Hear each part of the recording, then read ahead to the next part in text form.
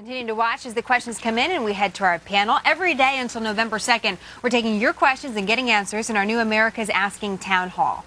Head to our webpage, foxnews.com/happening now to find the easiest way to submit a question to us.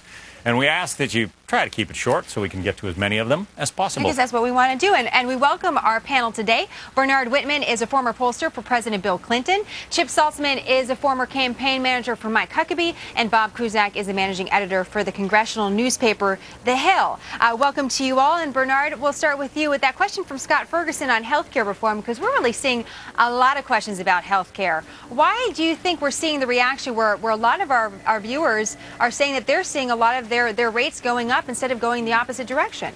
Well, we have to remember the health care law just passed, and the benefits of the health care law are going to be phased in over the next couple of years. It's going to take quite a while, I think, for Americans to see the full benefit. But as Americans start to see some of the benefits, like not being able to drop children for pre-existing conditions, the Medicare donut hole prescription being closed, you're seeing more and more people actually come back in favor of the health care law. And if you look at polling, right now Americans are split on whether or not they support the law. But in terms of the impact that a congressperson's vote on the health care law would have on whether or not they would be reelected, it is absolutely even.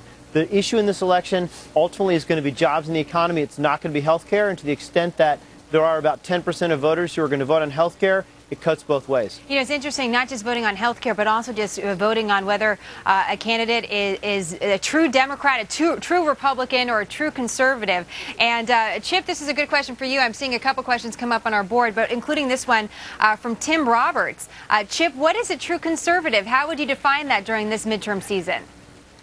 Well, you know, that definition certainly changes a lot, especially over this cycle. I think a true conservative is pretty simple, one that believes that individuals can make better decisions about their future than government, period. Conservatives want lower taxes, we want less government, we want the ability to make our own decisions and not have government make those decisions. I think it's a great question, and people are asking themselves, going to the polls, going back to the health care.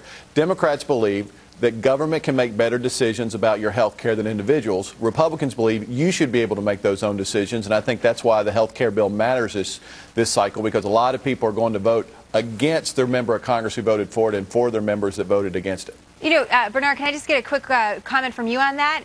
You, again, worked for Bill Clinton. How would you define a true conservative? Well, let me just answer first for what Chip said. The Democrats want to put health care back in the hands of consumers, not the insurance companies. I think that conservatives believe that there is no role for government, and progressives believe that government has to step in to correct failures in the marketplace. We had insurance companies making millions and hundreds of millions of dollars and taking the choice of care outside of the hands of consumers. And I will note that when you ask people who do they trust more to handle health care, Democrats still today have a 15-point margin on that issue. Well, it'd be interesting to see again when we actually see folks cast their vote. Bob, don't worry, we haven't forgotten about you. In fact, got a great question from Danny Smith that maybe you can answer after the break. Can we be sure Republicans will stick to their guns if the balance of power shifts? So, Bob, we're going to give you a second. We have to go to commercial, and John's going to be back. We'll do that. We've got more great questions like that one, like this one from Judy. Will President Obama actually be allowed to pass any laws in the next Congress? That's coming up. Let's get back to the election questions you want answered in our America's Asking Town Hall. The panel is with us. Bernard Whitman, a former pollster for President Bill Clinton. Chip Saltzman, former campaign manager for Mike Huckabee. Bob Cusack, the managing editor for the congressional newspaper The Hill. And Bob, I hope you're feeling eloquent because you got an advanced word on this question. Danny Smith wants to know, can we be sure the GOP will stick to its guns if the balance of power shifts on Capitol Hill? What do you think, Bob? I think it's going to be tough for them. I mean, this is a Republican Party that will not be with President George W. Bush, who pushed for a massive expansion of Medicare with the Medicare prescription drug benefit. And now the Republicans say we've learned our lesson. The government got too big when we ran Washington. But at the same time, if Republicans do control the House and the Senate, their margins are going to be relatively small. So you're going to have a challenge for leaders like John Boehner in the House, Mitch McConnell in the Senate, where Mitch McConnell could be dealing with the centrists like Mark Kirk in Illinois, and also a very conservative member in Sharon Angle from Nevada. So it's going to be very difficult, especially when they're going against the bully pulpit of President Obama. And the White House is certainly going to go after these Republicans and try to portray them as very extreme next year and trying to basically get what what they all want, a first-term president, or they want a second term. Chip, here's a question for the Republican strategist in you. Jason Duvall wants to know, if polls show that the majority of the American people think that the country is moving in the wrong direction and the enthusiasm gap is so wide between liberals and conservatives, why is President Obama on the stump pushing the "we are not done yet" line?